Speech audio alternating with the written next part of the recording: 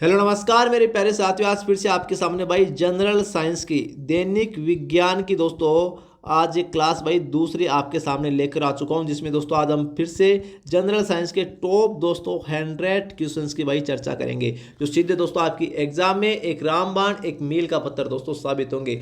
बिल्कुल दोस्तों एक ऑथेंटिक यूनिक और एक जेन्युइन कंटेंट द्वारा तैयार किया गया मॉडल पेपर है, जहां से दोस्तों आपकी एग्जाम में आपको दोस्तों हूबहू 100% दोस्तों क्वेश्चन देखने को मिलेगा। तो चलिए दोस्तों शुरू करते हैं आज के जनरल साइंस की दूसरी क्लास का पहला प्रश्न क्या होगा। यहां पर देखिए दोस्तों हमारा पहला ही प्रश्न भाई बड़ा गजब का है। क्या बोल रहा है, रडार का दोस्तों पूर्ण रूप क्या है। रडार जो रडार होता है दोस्तों उसकी फुल फॉर्म पूछ रहा है क्या है। रेडियो डिटेक्शन एंड रेंजिंग, या दोस्तों ready advance appliance for ranging, या हमारी range detection appliance for airplane ranging, या फिर दोस्तों रेडी एडवांस एयरप्लेन रेंजिंग। बताइए दोस्तों हमारी इस क्वेश्चन का आंसर क्या होगा। देखिए रडार की जो दोस्तों फुल फॉर्म होती है ना, वो होती है दोस्तों रेडियो डिटेक्शन एंड रेंजिंग। दोस्तों वेरी इंपॉर्टेंट है, राजस्थान कर्मचारी चयन बोर्ड द्वारा ये क्वेश्चन दोस्तों काफी बार एग्जाम में भाई पूछा जा चुका है ना। रट लेना दोस्तों, राजस्थान कर्मचारी चयन बोर्ड का फेवरेट क्वेश्चन है। उत्तर नंबर एक बिल्कुल करेक्ट हो जाएगा। रडार की full form radio detection and ranging. ठीक है, चलिए दोस्तों नेक्स्ट क्वेश्चन देखते हैं क्या होगा। यहां पर देखिए दोस्तों हमारा नेक्स्ट क्वेश्चन है, एक तरफ देखिए दोस्तों कॉलम दे रखा है, एक तरफ वैज्ञानिकों का नाम और दूसरी तरफ उनकी खोज। कौन से वैज्ञानिक ने किसकी खोज की उनको सम्मिलित करना है, और दोस्तों सही उत्तर का हमको क्या करना है, चयन करना है। ठीक है जी। गोल्डस्टीन ने दोस्तों किसकी खोज की थी, तो इसने खोज की थी प्रोटॉन की। ठीक है। जेम्स टेडविक ने किसकी खोज की थी, तो न्यूट्रॉन की खोज की थी। और जे थॉमसन ने दोस्तों इलेक्ट्रॉन की खोज की थी।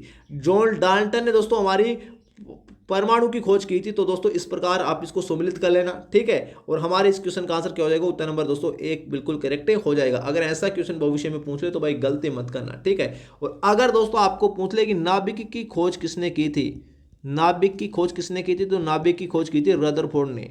रदरफोर्ड ने दोस्तों परमाणु के नाभिक की खोज की थी। देखिए दोस्तों एक किसी भी परमाणु में एक तो क्या होता है, नाभिक होता है। ये तो हो गया नाभिक, समझिए ये है एक गोल गोल परमाणु। ठीक है, इसमें एक तो नाभिक होता है और एक दोस्तों कक्षाएं होती है। इनमें इनमें कक्षाएं होती है, ये होती है परमाणु की कक्षाएं। तो कक्षाओं में तो दोस्तों कौन रहता है, इन कक्षाओं में तो दोस्तों कौन घूमता रहता है, कक्षाओं में घूमता रहता है इलेक्ट्रॉन। इस बात का ध्यान रखना। और परमाणु के नाभिक में दोस्तों ध्यान रखना न्यूट्रॉन प्लस प्रोटॉन होते हैं। इस बात का दोस्तों आपको मालूम होना चाहिए। ठीक है, ये एग्जाम में क्वेश्चन पूछा जा चुका है कि परमाणु के नाभिक में कौन कौन होते हैं, तो प्रोटॉन प्लस न्यूट्रॉन दोस्तों परमाणु के नाभिक में होते हैं, और इलेक्ट्रॉन परमाणु की कक्षाओं में गति करता रहता है। इस बात का दोस्तों आपको मालूम होना चाहिए। तो हमारे दोस्तों इस क्वेश्चन का आंसर क्या हो जाएगा, उत्तर नंबर एक बिल्कुल करेक्ट हो जाएगा। आई होप दोस्तों आपको पूरा कंसेप्ट क्लियर हो चुका होगा। नेक्स्ट क्वेश्चन देखते हैं दोस्तों क्या होगा। यहां पर देखिए दोस्तों जो हमारा नेक्स्ट क्वेश्चन है क्या बोल रहा है, नोट करना, निम्नलिखित में से कौन सा जल शुष्क का दोस्तों सबसे अच्छा उदाहरण है। Silica gel, polystyrene, sodium chloride, या दोस्तों सोडियम कार्बोनेट। तो बताइए दोस्तों हमारे इस क्वेश्चन का आंसर क्या होगा। भाई हमारे दोस्तों इस क्वेश्चन का आंसर हो जाएगा उत्तर नंबर दोस्तों एक बिल्कुल करेक्ट हो जाएगा। ये दोस्तों जल शुष्क का सबसे अच्छा उदाहरण है। ये क्वेश्चन भी एग्जाम में दोस्तों काफी बार रिपीट हुआ है। नोट कर लेना, सिलिका जेल किसका उदाहरण है, जल शुष्क का दोस्तों सबसे वेरी इंपॉर्टेंट क्वेश्चन है। उत्तर नंबर एक बिल्कुल करेक्ट हो जाएगा। नेक्स्ट क्वेश्चन देखते हैं दोस्तों क्या होगा।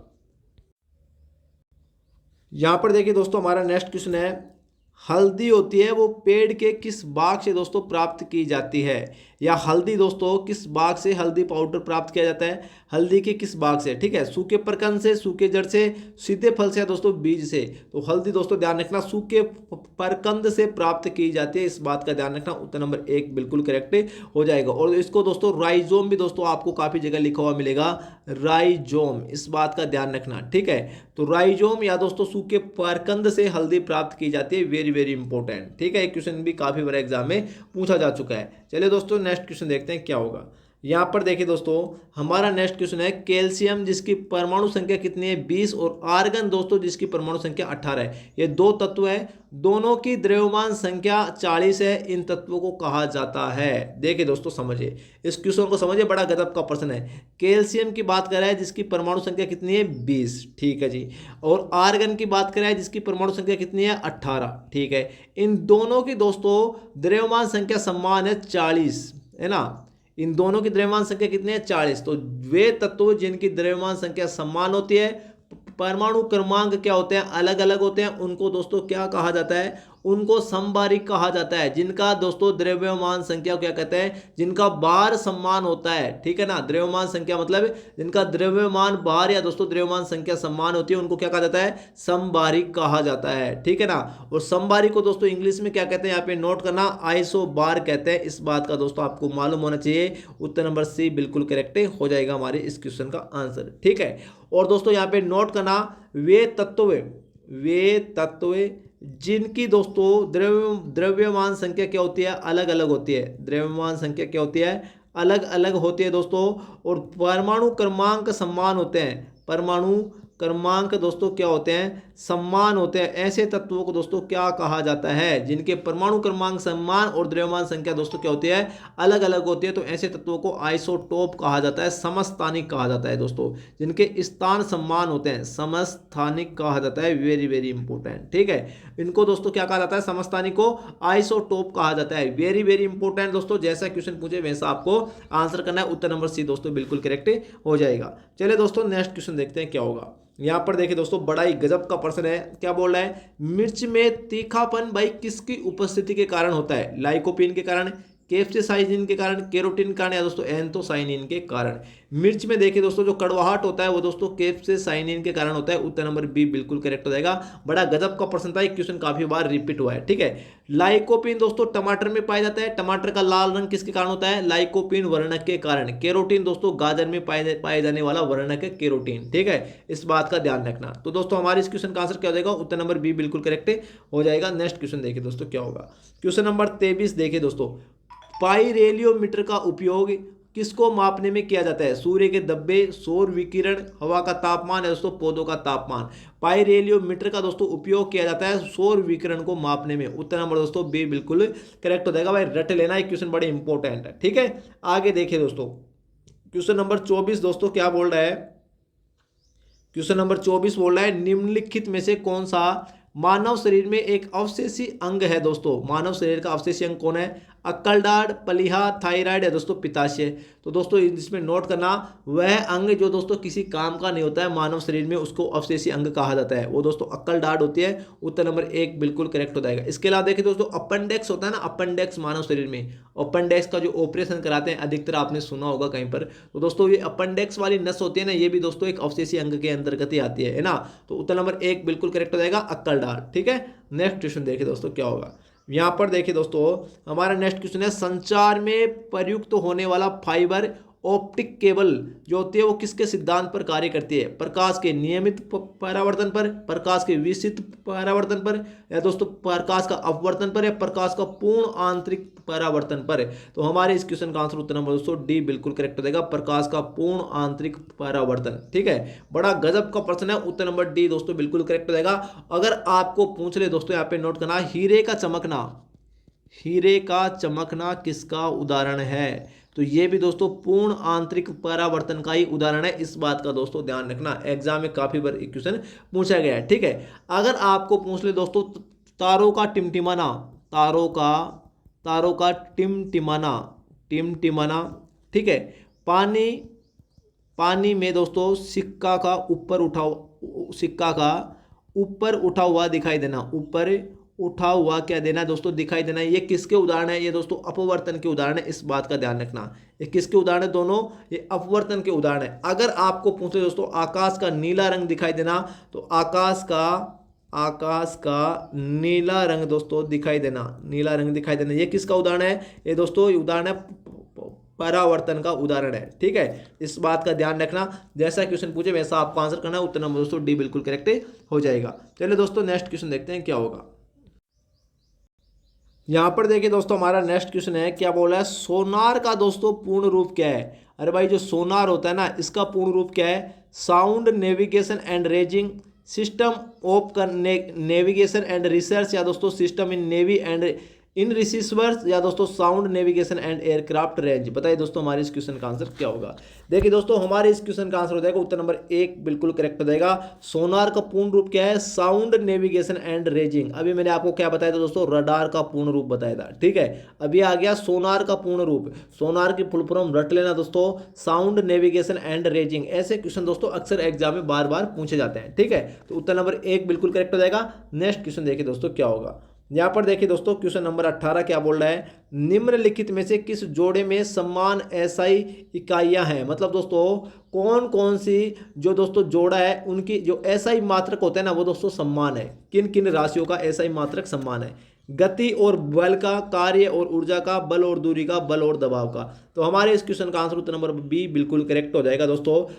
कार्य और ऊर्जा का जो एसआई मात्रक होता है ना जूल, वो दोस्तों समान होता है। कैसे, कार्य का एसआई मात्रक भी दोस्तों जूल है और ऊर्जा का एसआई मात्रक भी क्या है भाई, जूल है। तो दोस्तों इन दोनों की इकाइयां समान है। तो हमारे इस क्वेश्चन का आंसर क्या हो जाएगा, उत्तर नंबर बी बिल्कुल करेक्ट हो जाएगा, ठीक है। नेक्स्ट क्वेश्चन देखिए दोस्तों क्या होगा। यहां पर देखिए दोस्तों डाल्टन के परमाणु सिद्धांत के संबंध में कौन सा कथन सही है। डाल्टन के परमाणु सिद्धांत के अकॉर्डिंग देखिए सभी पदार्थ बहुत छोटे छोटे कणों से मिलकर बने होते हैं, बिल्कुल सही बात है। विभिन्न तत्वों के परमाणुओं के द्रव्यमान और रासायनिक गुण दोस्तों विभिन्न विभिन्न होते हैं, ये बात भी दोस्तों बिल्कुल करेक्ट है। देखिए अलग अलग तत्वों के परमाणुओं के द्रव्यमान अलग अलग होते हैं और रासायनिक गुण भी दोस्तों उनके अलग अलग ही होते हैं, ये कहना चाहता है। तो ये दोनों बात सही है दोस्तों। किसी भी यौगिक में परमाणुओं की सापेक्ष संख्या परिवर्तनशील होती है, अरे ये थोड़ी जचने वाली बात है दोस्तों। तो ये बात भाई गलत हो जाएगा। देखिए कैसे, समझिए H2SO4 ये एक यौगिक है। अब दोस्तों इसमें जो हाइड्रोजन की संख्या है वो 2 है, इसमें 2 हाइड्रोजन है। तो दोस्तों इसमें यह थोड़ी मतलब है कि यहाँ पर हाइड्रोजन 2 है और आगे जाकर कहीं पर दोस्तों हाइड्रोजन 4 हो जाएंगे। तो दोस्तों ये परिवर्तनशील नहीं होती, इनकी संख्या स्थायी होती है ना। किसी भी यौगिक में परमाणुओं की संख्या क्या होती है, स्थायी होती है। भाई H2SO4 में हाइड्रोजन 2 ही रहेंगे, ऑक्सीजन की संख्या दोस्तों 4 ही रहेगी, है ना। तो दोस्तों ये एक निश्चित संख्या होती है। तो ये बात क्या भाई गलत है, ठीक है। तो हमारे इस क्वेश्चन का आंसर क्या हो जाएगा, सही कथन पूछ रहा है तो 1 और 2 बिल्कुल सही है। उत्तर नंबर दोस्तों क्या हो जाएगा, 1 बिल्कुल करेक्ट हो जाएगा, ठीक है। इसके अलावा देखिए दोस्तों अगर मैं डाल्टन के परमाणु सिद्धांत की बात करूं तो इसके अकॉर्डिंग एक बात और ध्यान रखना, डाल्टन के परमाणु सिद्धांत के अकॉर्डिंग परमाणु एक अविभाज्य कण है। एक अविभाज्य दोस्तों क्या है, कण है जिसे न तो नष्ट किया जा सकता है, और न ही दोस्तों इसको उत्पन्न किया जा सकता है। ये भी दोस्तों लिख लेना अपने नोट्स में भाई, ऐड कर लेना, ठीक है। हमारे इस क्वेश्चन का आंसर उत्तर नंबर 1 बिल्कुल करेक्ट हो जाएगा। नेक्स्ट क्वेश्चन देखते हैं दोस्तों क्या होगा। यहां पर देखिए दोस्तों हमारा नेक्स्ट क्वेश्चन है, किसी अज्ञात स्रोत द्वारा उत्पन्न प्रकाश की तीव्रता को मानक स्रोत के रूप में मापने के लिए किस उपकरण का उपयोग किया जाता है। मतलब प्रकाश की तीव्रता को दोस्तों कौन से यंत्र द्वारा मापा जाता है, फोटोमीटर के द्वारा, एमीटर के द्वारा, कैपिलर्स के द्वारा या दोस्तों डायनोमोमीटर के द्वारा। बताइए दोस्तों हमारे इस क्वेश्चन का आंसर क्या होगा। भाई प्रकाश की तीव्रता है वो दोस्तों फोटोमीटर के द्वारा मापी जाती है। उत्तर नंबर 1 बिल्कुल करेक्ट हो जाएगा, ठीक है। नेक्स्ट क्वेश्चन देखिए दोस्तों क्या होगा। भाई क्वेश्चन का लेवल देखिए दोस्तों कितना गजब का लेवल है।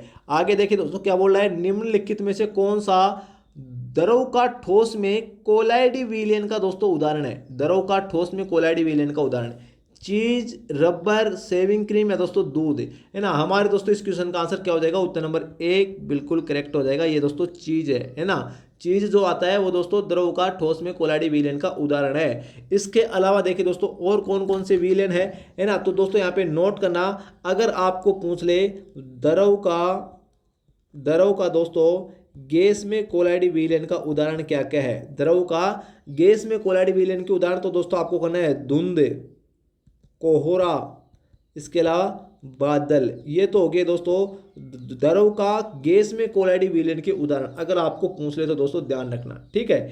इसके अलावा अगर आपको पूछ ले कि द्रव में कोलाइडी विलयन का उदाहरण, तब दोस्तों आप क्या करोगे, तब आपको करना है दोस्तों दूध। ये रहा दूध, ठीक है। इसके अलावा दोस्तों नोट करना पायस, जिसको इमल्सन भी कहते हैं, इमल्सन भी कहते हैं, ठीक है। ये हो गया दोस्तों द्रव में कोलाइडी विलयन के उदाहरण। इस बात का दोस्तों ध्यान रखना, ठीक है। तो भाई जैसा क्वेश्चन पूछे वैसा आपको आंसर करना है। नेक्स्ट क्वेश्चन देखिए दोस्तों क्या होगा।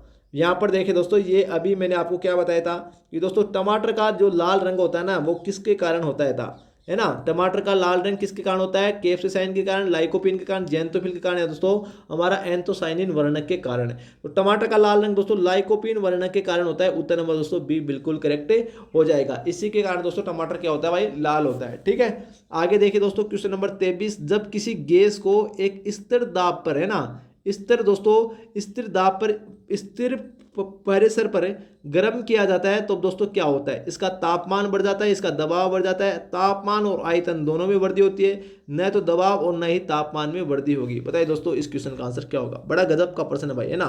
तो दोस्तों हमारे इस क्वेश्चन का आंसर हो जाएगा उत्तर नंबर सी बिल्कुल करेक्ट हो जाएगा। तापमान और आयतन दोनों में दोस्तों क्या होती है? वृद्धि होती है। ठीक है, उत्तर नंबर सी बिल्कुल करेक्ट हो जाएगा। नेक्स्ट क्वेश्चन देखते हैं दोस्तों क्या होगा। यहां पर देखिए दोस्तों क्वेश्चन नंबर 25 क्या बोल रहा है? निम्नलिखित में से किस घटना को दोस्तों प्रकाश का अपवर्तन के लिए जिम्मेदार नहीं ठहराया जाता है? इंद्रधनुष, लाल शिफ्ट, मृग तृष्णा, सितारों का जगमगाहट, तारों का टिमटिमाना। अभी मैंने आपको बताया था क्वेश्चन, है ना।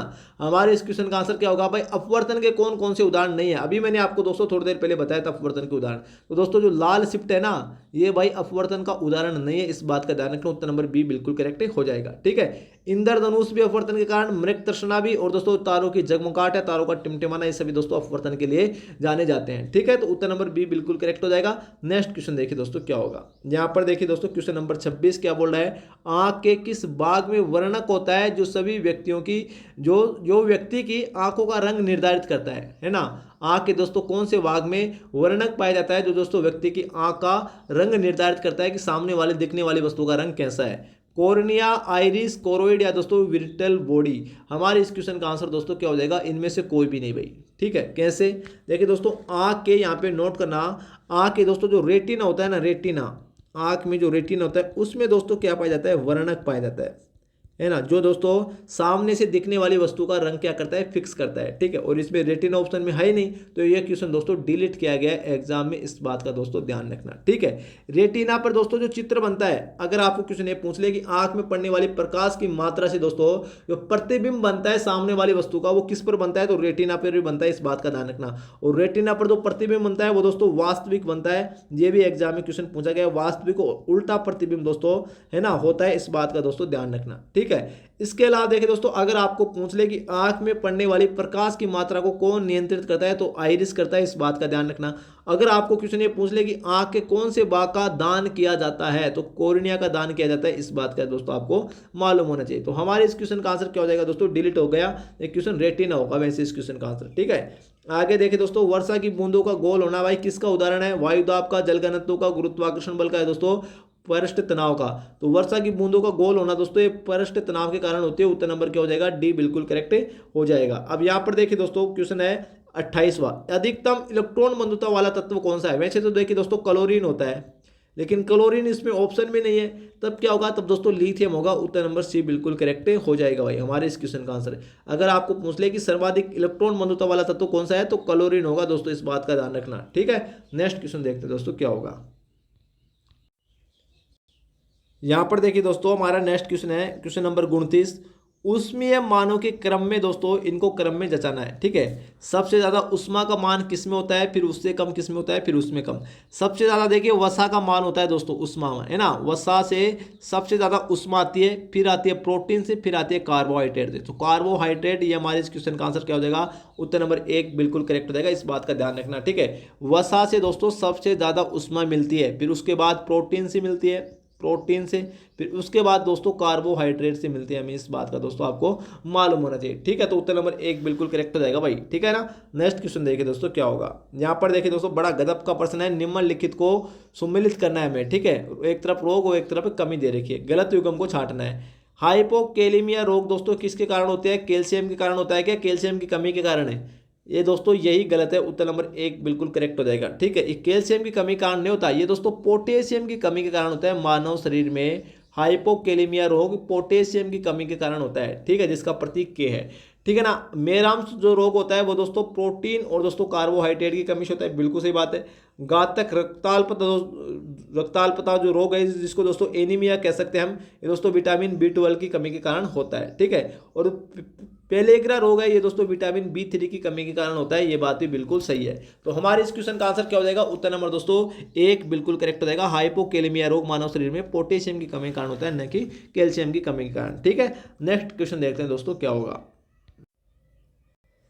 यहां पर देखिए दोस्तों नेक्स्ट क्वेश्चन है, चंद्र सतह पर एक पर्यवेक्षक को या दोस्तों एक व्यक्ति को मान लो आप, एक व्यक्ति को दिन के समय आकाश का रंग कैसा दिखाई देता है। मतलब दोस्तों चंद्रमा की सतह पर या चंद्रमा से दोस्तों हमें आकाश का रंग जो भी दिन के समय दोस्तों कैसा दिखाई देगा, काला, हल्का पीला, नीला है दोस्तों नारंगी। तो हमेशा ध्यान रखना ऊपर जाने के बाद दोस्तों आकाश हमेशा दोस्तों काला ही दिखाई देता है। उत्तर नंबर एक बिल्कुल करेक्ट हो जाएगा, इस बात का ध्यान रखना। हमें दोस्तों यहाँ से धरती पर से नीला आकाश दिखाई देता है ना, वो दोस्तों किसके कारण दिखाई देता है, प्रकाश के परावर्तन के कारण। प्रकाश के परावर्तन के कारण जो मैंने अभी आपको बताया कि आकाश का नीला दिखाई देना प्रकाश के परावर्तन का उदाहरण है। आकाश एक्चुअली में दोस्तों काला है, काला ऊपर से दोस्तों ऊपर जाओगे ना पृथ्वी की सतह से जब ऊपर जाओगे तब दोस्तों आपको काला ही काला दिखाई देगा। ठीक है, उत्तर नंबर एक बिल्कुल करेक्ट हो जाएगा। आगे देखिए दोस्तों क्वेश्चन नंबर 17 क्या बोल रहा है, निम्नलिखित में से कौन सा एक विषमांगी मिश्रण का उदाहरण है। विलयन, निलंबन या विलयन और निलंबन दोनों, या दोस्तों न तो विलयन ना ही निलंबन। विषमांगी मिश्रण का उदाहरण दोस्तों हमारा है निलंबन। इसके अलावा जो कोलाइडी विलयन होता है ना,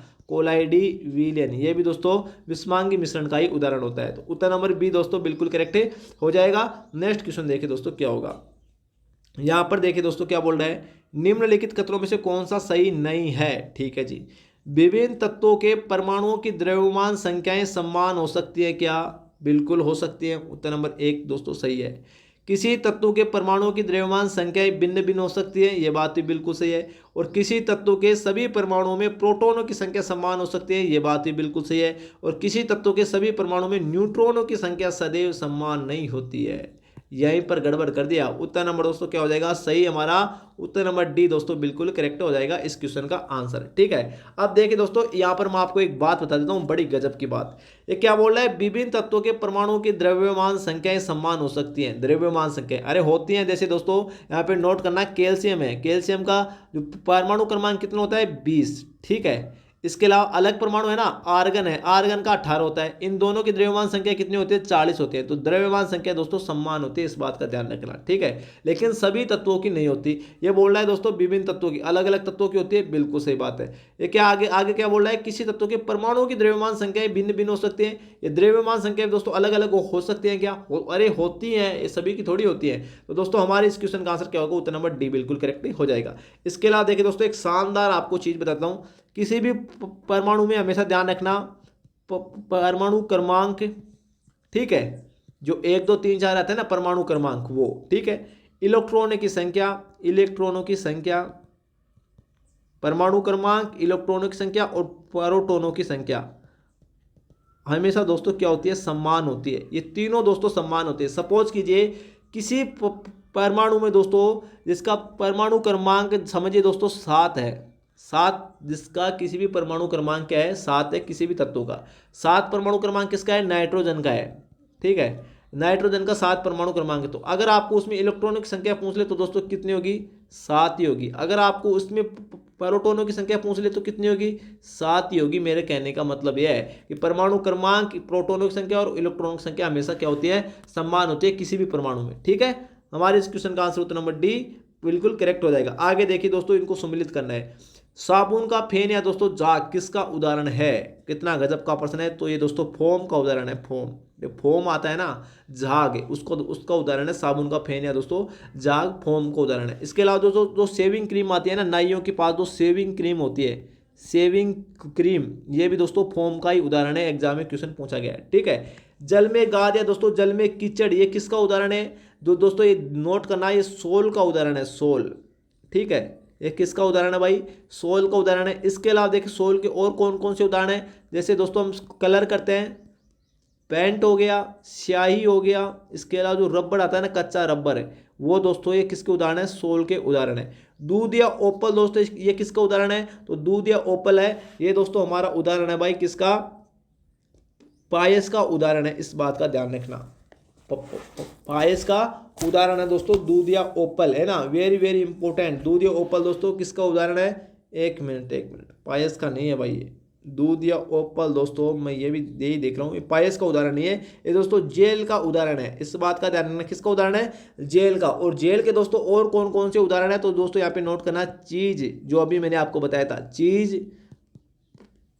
पनीर, इसके अलावा दोस्तों यहाँ पे नोट करना मक्खन, जो मक्खन होता है, ये सभी दोस्तों जेल के उदाहरण है। मेयोनीज किसका उदाहरण है? ये है दोस्तों पायस का उदाहरण है ना।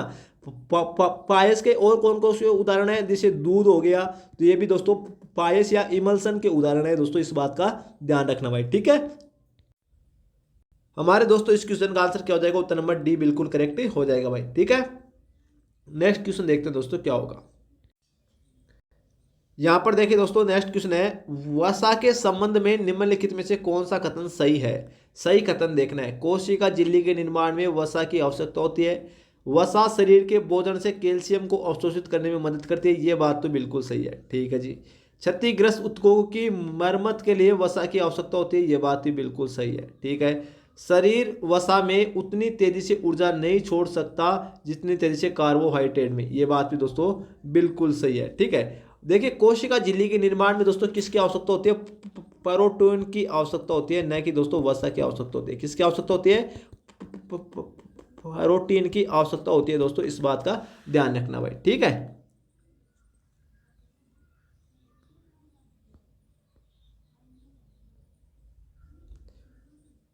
क्या आवाज नहीं आ रही क्या? यहां पर देखिए दोस्तों, हमारा नेक्स्ट क्वेश्चन है, निम्नलिखित में से ऊष्मा का अच्छा चालक भाई कौन सा है? लो, लेकिन जो विद्युत का कुचालक होता है ना, ऊष्मा का तो चालक होता है, विद्युत का कुचालक होता है। कौन होता है? गोल्ड, कॉपर, एबोनाइट या दोस्तों माइका। माइका एक वस्तु का नाम होती है, वो दोस्तों एक धातु होती है माइका। तो हमारे इस क्वेश्चन का आंसर क्या हो जाएगा? उत्तर नंबर डी बिल्कुल करेक्ट हो जाएगी। जो दोस्तों ऊष्मा की तो चालक होती है, लेकिन विद्युत की कुचालक होती है। यीस्ट होती है, यीस्ट दोस्तों इसको हिंदी में कहते हैं मशरूम, ठीक है। ये दोस्तों किसका महत्वपूर्ण स्रोत होता है? विटामिन सी का, प्रोटीन का, या विटामिन बी का दोस्तों? विटामिन डी का, तो विटामिन बी का दोस्तों। उत्तर नंबर दोस्तों सी बिल्कुल करेक्ट हो जाएगा। नेक्स्ट क्वेश्चन देखिए दोस्तों क्या होगा। यहां पर देखिए दोस्तों, हमारा नेक्स्ट क्वेश्चन है, वायुयान की इंजन की प्रति मिनट परिक्रमण की संख्या मापने के लिए किस उपकरण का उपयोग किया जाता है? टेकीमीटर का, टेकोमीटर का, टेलीमीटर का दोस्तों, पोलारियोमीटर का। हमारे इस क्वेश्चन का आंसर क्या हो जाएगा? उत्तर नंबर दोस्तों बी बिल्कुल करेक्ट हो जाएगा, टेकोमीटर का, ठीक है। नेक्स्ट क्वेश्चन देखिए दोस्तों क्या होगा। यहां पर देखिए दोस्तों, नेक्स्ट क्वेश्चन है, निम्नलिखित में से कौन सा रासायनिक परिवर्तन का उदाहरण नहीं है? रासायनिक परिवर्तन का उदाहरण नहीं है, मतलब दोस्तों हमें भौतिक परिवर्तन देखना है, इन चारों में से कौन सा है? फलों का पकना, ये तो रासायनिक परिवर्तन है। दूध का फटना, ये भी रासायनिक परिवर्तन है। अरे दूध से दही बनता है, दूध जब फटता है तो दूध से दही बनता है कि नहीं बनता? तो दोस्तों ये क्या, ये किसका उदाहरण है? रासायनिक परिवर्तन। पानी का जमना, अरे ये दोस्तों पानी से क्या बन गया? बर्फ बन गया। तो दोस्तों ये किसका उदाहरण हो गया? हमारा भौतिक परिवर्तन हो गया ना। उत्तर नंबर दोस्तों क्या हो जाएगा? सी बिल्कुल करेक्ट हो जाएगा। भोजन का पाचन में एक रासायनिक परिवर्तन है, क्योंकि दोस्तों इसमें एंजाइम वगैरह काफी रासायनिक क्रियाएं होती है, ठीक है। तो दोस्तों ये क्या हो गया? उत्तर नंबर सी बिल्कुल करेक्ट हो जाएगा। पानी का जमना एक रासायनिक परिवर्तन नहीं है, ठीक है। नेक्स्ट क्वेश्चन देखिए दोस्तों क्या होगा। यहां पर देखिए दोस्तों, हमारा नेक्स्ट क्वेश्चन है, क्या बोल रहा है? वैक्सीनेशन शब्द दोस्तों एक लैटिन शब्द से ले गया, जिसका संबंध है, क्वेश्चन काफी बार एग्जाम में दोस्तों पूछा गया है। इसका संबंध दोस्तों पशु परिचर के लिए वेरी वेरी इंपॉर्टेंट है। इसका संबंध है दोस्तों गाय से। वैक्सीनेशन शब्द का संबंध किससे होता है? गाय से दोस्तों। उत्तर नंबर एक बिल्कुल करेक्ट हो जाएगा। यदि प्रतिबिंब सीधा और छोटा है और दर्पण को चेहरे से दूर ले जाने पर यह सीधा रहता है, तो ये दर्पण दोस्तों कौन सा होता है? तो उत्तल दर्पण होता है। उत्तर नंबर दोस्तों बी बिल्कुल करेक्ट हो जाएगा हमारे इस क्वेश्चन का आंसर, ठीक है। तो ये था दोस्तों आज का आपका दोस्तों जनरल साइंस का मॉडल पेपर दोस्तों दूसरा, ठीक है। और दोस्तों यहाँ पे नोट करना, यहाँ पर मैं आपको एक अनाउंसमेंट करने वाला हूँ दोस्तों, बड़ा ही गजब का दोस्तों शानदार अनाउंसमेंट है दोस्तों, सुन लीजिए। आपका दोस्तों जो आपकी Q50 जीके क्लासेज है, Q50 जीके क्लासेज, उसका दोस्तों ऐप बनकर भाई रेडी हो गया है, ठीक है। और दोस्तों सोमवार को आपको प्ले स्टोर पर जाना है, और दोस्तों वहाँ पर अपने दोस्तों पशु परिचर के लिए CET के लिए और LDC के लिए दोस्तों आपको टेस्ट सीरीज वहाँ पर भाई ज्वाइन करना है, ठीक है। और दोस्तों मैं दावे के साथ बता रहा हूँ, वो टेस्ट सीरीज इतनी अफोर्डेबल फीस में है दोस्तों, गरीब से गरीब विद्यार्थी दोस्तों इसको भाई क्या कर सकता है? अफोर्ड कर सकता है। बिल्कुल दोस्तों इतनी कम फीस में आपको 31 टेस्ट सीरीज दोस्तों देखने को मिलेंगी। 31 टेस्ट सीरीज, जिसमें दोस्तों पशु परिचर के पार्ट ए और पार्ट बी दोस्तों दोनों शामिल होंगे। आपकी एग्जाम में दोस्तों अगर आपको पशु परिचर में, यहाँ पे नोट करना, पशु परिचर में दोस्तों अगर आपको पहली बार में दोस्तों सिलेक्शन लेना है ना, तो दोस्तों इस टेस्ट सीरीज को ज्वाइन कीजिए। और दोस्तों टेस्ट सीरीज की जो प्राइस है वो दोस्तों आपको पहले बता चुका हूँ, आप सोच भी नहीं सकते इतनी कम प्राइस है। केवल दोस्तों 99 रुपये में, एक नाम मात्र की फीस में दोस्तों इतने रुपए तो आपके एक छोटा सा बच्चा दोस्तों खर्च कर देता है ना। 99 रुपये दोस्तों, इसमें दोस्तों केवल आपको भाई पशु परिचय की दोनों पार्ट की दोस्तों टेस्ट सीरीज, वो भी 31 टेस्ट सीरीज दोस्तों मिल रही हैं। अगर आप में से कोई विद्यार्थी दोस्तों सीरियस में कोई तैयारी कर रहा है ना, तो दोस्तों 99 रुपये देने से दोस्तों कोई आदमी का कोई कमी नहीं आ जाती भाई, है ना। बिल्कुल दोस्तों 99 रुपये दोस्तों ऐसी अफोर्डेबल फीस है जो गरीब से गरीब विद्यार्थी भाई अफोर्ड कर सकता है। और दोस्तों आपकी एग्जाम में ये टेस्ट सीरीज एक रामबाण एक मील का पत्थर साबित होंगी। और दोस्तों इनमें ऐसा कंटेंट है जो राजस्थान की बड़ी बड़ी कोचिंग संस्थान दोस्तों आपको नहीं देती, ये दावे के साथ दोस्तों मैं आपको बता रहा हूं। तो बिल्कुल दोस्तों आप ज्वाइन कीजिए। सोमवार को दोस्तों प्ले स्टोर पर हमारा Q50 GK क्लासेज के नाम से भाई ऐप डाउनलोड दोस्तों आप करना, प्ले स्टोर पर आपको देखने से मिल जाएगा, ठीक है। तो जाकर दोस्तों आप जरूर देखना, सोमवार की मैं बात कर रहा हूं, ठीक है। शुक्रवार को हमारा ऐप बन के रेडी होगा। और दोस्तों ये सभी दोस्तों मेरी डिमांड नहीं थी, ये आप ही की डिमांड थी। आपने दोस्तों मेरे को बोला था कि सर आप टेस्ट सीरीज लॉन्च कीजिए, तो आप ही की डिमांड पर दोस्तों ये टेस्ट सीरीज मैं आपके लिए लॉन्च किया हूं दोस्तों, ठीक है ना। और वैसे दोस्तों आपको जो आपकी क्लासेज है यूट्यूब पर, वो दोस्तों आपको रेगुलर भाई चलते रहेंगे, ठीक है। इस बात का ध्यान रखना। तो दोस्तों टेस्ट सीरीज जरूर ज्वाइन करना। आज के लिए इतना है, तब तक के लिए जय हिंद जय भारत, थैंक यू।